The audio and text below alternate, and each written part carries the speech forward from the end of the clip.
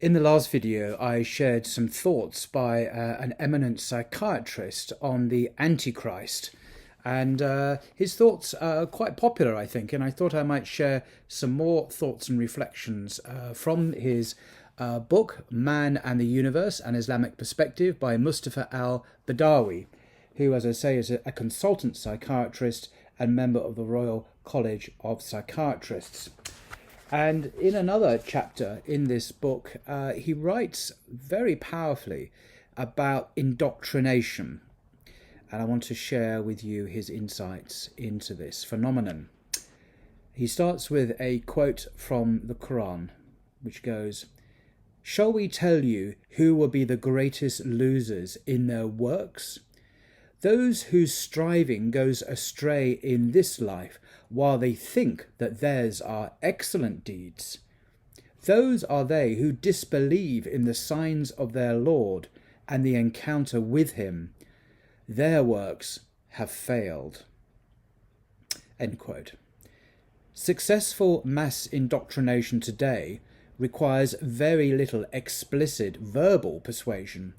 The power of television leads to unquestioning acceptance of all implicit assumptions it bombards its audience with, and ideas which have not existed in previous, more normal societies are being taken for granted. For example, the promotion of total individual autonomy and independence at the expense of social cohesion and moral values.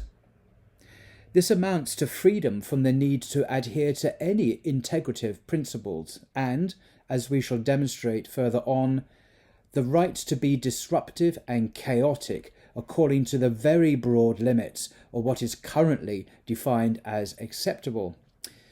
This has led the West into positions that diverge so markedly from traditional values as to be their exact opposites in most instances. Man-made theories have filled the vacuum left by a long-defunct Christianity. The demise of Christianity was partly due to the reaction against the excesses of the Church, and partly at the concerted attacks of those who believe in the supremacy of the human mind and its competence to pass judgment on all matters, material as well as spiritual, secular as well as religious. They began by redefining the spiritual dimension of religion as emotional. This eventually led to the denial of every kind of knowledge except the empirical, and, with the discovery of the physiological correlates of emotions, the redefinition of the psychic in purely physical terms. Man was thus reduced to the physical level alone.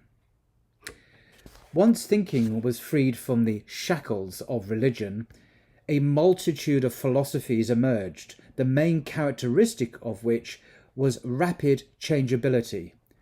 Stability over time came to be considered a sign of weakness. To give one example to illustrate this kind of thinking, we shall quote from a recent author who thought that the Chinese, Ottoman and Mughal empires, quote, all suffered from the consequences of having a centralized authority, which insisted upon a uniformity of belief and practice, not only in official state religion, but also in such areas as commercial activities and weapons development. End quote. The line of thought is that because Europe was poorly organized politically as well as commercially free and competitive, there was a greater possibility for change. Another quote from the work.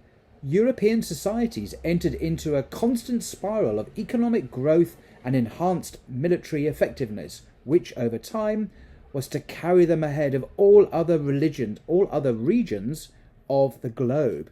End quote. From the Islamic point of view, the stability of these three empires, far from being their weakest point, should be regarded as their greatest asset.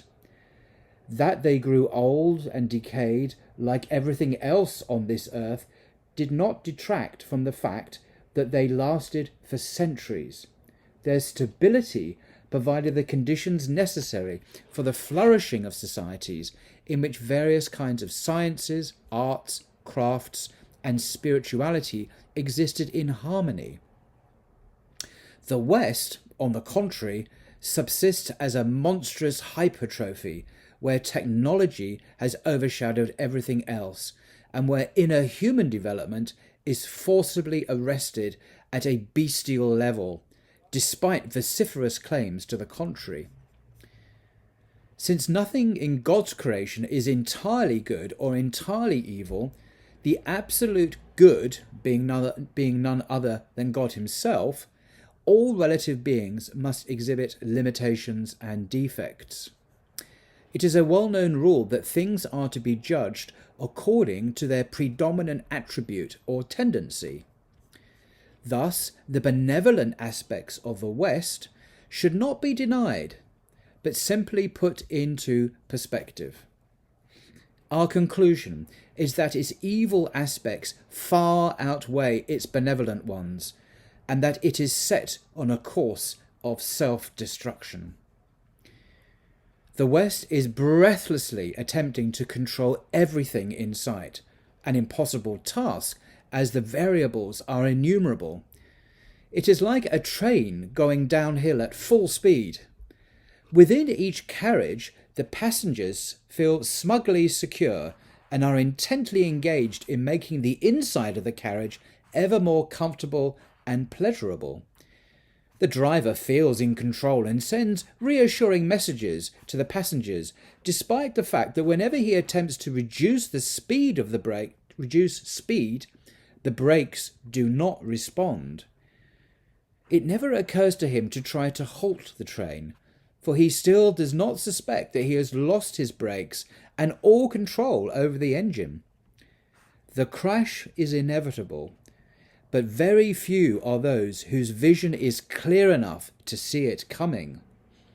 They attempt to divert the other's attention from their immediate pleasures and warn them of what is coming, but their words remain unheard until, and then he quotes the Qur'an in conclusion, when the earth has taken on its glitter and has decked itself fair, and its inhabitants think they have power over it, our command comes upon it by day or night, and we make it stubble, as though yesterday it flourished not.